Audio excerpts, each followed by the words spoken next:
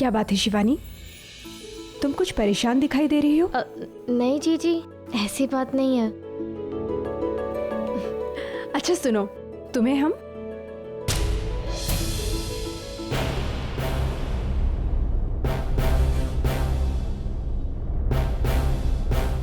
क्या हुआ जीजी? पता नहीं, हमें ऐसा अनुभव हुआ जैसे वहां पर कोई है।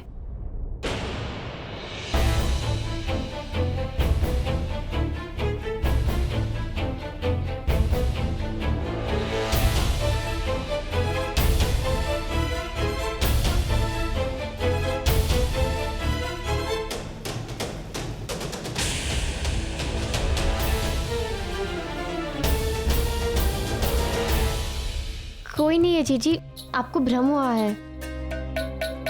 हाँ, कदाचित हमें ऐसा लगा जैसे कि कोई हमारी बातें सुन रहा हो।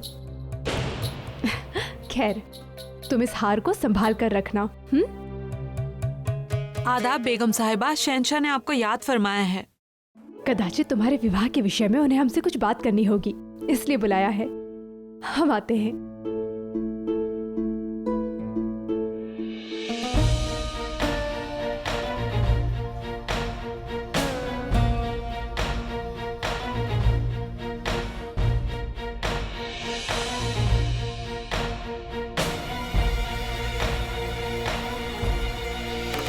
तेज, आप यहाँ क्या कर रहे हैं? मैं क्या सुन रहा हूँ शिवानी, आपका विवाह तय हो गया। आपने उन्हें बताया नहीं हमारे विषय में। तेज, हमें अवसर ही नहीं मिला। हमें तो खुद ही नहीं पता था कि हमारा विवाह हकीम मिर्जा से होने वाला है। और आपकी मंशा क्या है? मंशा कैसी तेज? हम केवल आपसे प्रेम करते हैं। तो इसका मतलब ईश्वर ने मुझे सही समय पे भेज दिया है। मैं आपका विवाह किसी और के साथ नहीं होने दूंगा। तेज, अब आपका यहाँ अधिक समय रुकना ठीक नहीं होगा। कोई देख लेगा। ये यहाँ का हरम है और किसी भी पुरुष का आना यहाँ मना है। अब चाहिए यहाँ से। हम आपको बाद में बताते हैं कि क्या करना है। ठीक है, इस समय महल की मरम्मत का कार्य। तेज, अब चाहिए यहाँ से, कोई देख लेगा।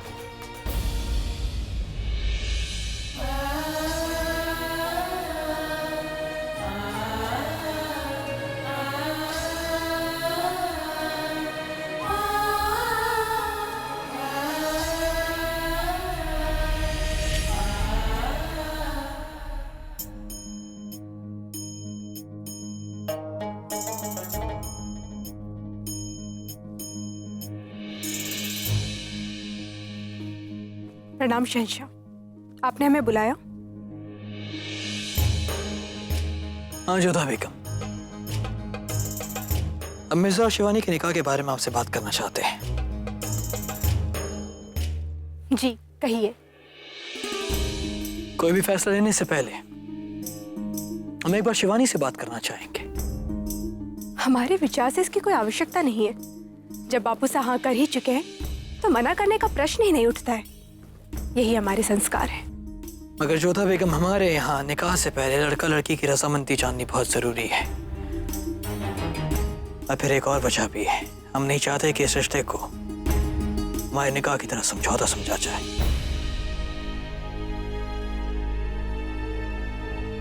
और फिर राजवंशी होकर अपनी बहन का रिश्ता एक मुगल में लाना, इस बात ने हमें हैरत में डाल दिया है। इसमें आश्चर्य कैसा? हम आपको पहले भी बता चुके हैं कि मिर्जा हकीम हमें एक अच्छे वर लगे। और जब उन्होंने स्वयं हमें ये बात बताई कि उन्हें शिवानी भाग गई है, तो हमने इस बात को आगे बढ़ाया। चलो, ये तो मिर्जा हकीम की कहानी हुई, लेकिन क्या शिवानी को वो पसंद है?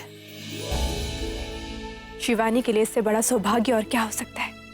जो वर उसे इतना चाहते हैं, वो पति के रूप में उन्हें मिलने वाले हैं। वो प्रसन्न ही होगी। ठीक है, ये निकाह हमारे रिवाज के मुताबिक होगा। अपने वालिद साहब से बात कह दीजिएगा। जी, हमें नहीं लगता कि बापू साहब को कोई आपत्ति होगी। जब विवाह मुगल वंश में हो रहा है तो रीति नीति तो आपके अनुसार ही होनी चाहिए। तो फिर हमारा निकाह आपके रिवाजों के मुताबिक क्यों हुआ जोधा बेगम? उस समय हम विवाह नहीं करना चाहते थे, हमारी स्वीकृति नहीं थी। मगर इसमें भी तो आपके वालिद साहब की मर्जी शामिल थी ना। देखिए, हम नहीं चाहते जो हमारे साथ होगा वो शिवानी के साथ दोहराया जाए। उस समय परिस्थितियां भिन्न थी शहंशाह। हम तो जानते भी नहीं थे कि हमारे बापू साने एक ऐसे व्यक्ति के साथ हमारा संबंध तय कर चुके थे जिससे हम घृणा करते थे। हमने आपको इस निकाह के लिए मजबूर नहीं किया था जोधा बेगम। आपने अपनी शर्तें रखी थी, हमने उसे माना भी था। पर आपके वालिद साहब वो रिश्ता हमारे पास लेकर आए थे। जानते हैं, और ये भी जानते हैं कि उस संबंध को तय करने के लिए बापू साहब को विवश क्यों होना पड़ा था। परंतु इस समय परिस्थितियां भिन्न है। अब ये संबंध विवश होकर नहीं बल्कि स्व इच्छा से हम स्वयं लेकर आए हैं। और जिस वर से शिवानी का विवाह होने जा रहा है वो वर भी आपसे अच्छा।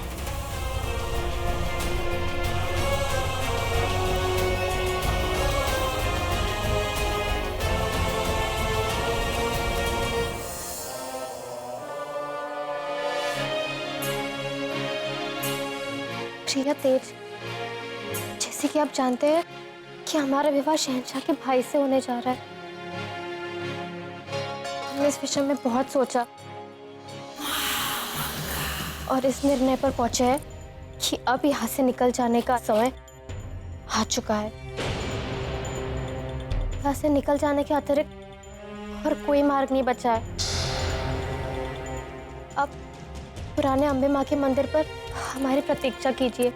वहाँ से जमुना पार करके हम आगरा व आमेर सबसे दूर निकल जाएंगे और अपना अलग संसार बसाएंगे।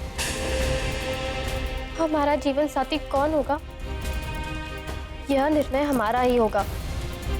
बेगम जोधा की बहन का तो सारा खानदान यहाँ मौजूद है।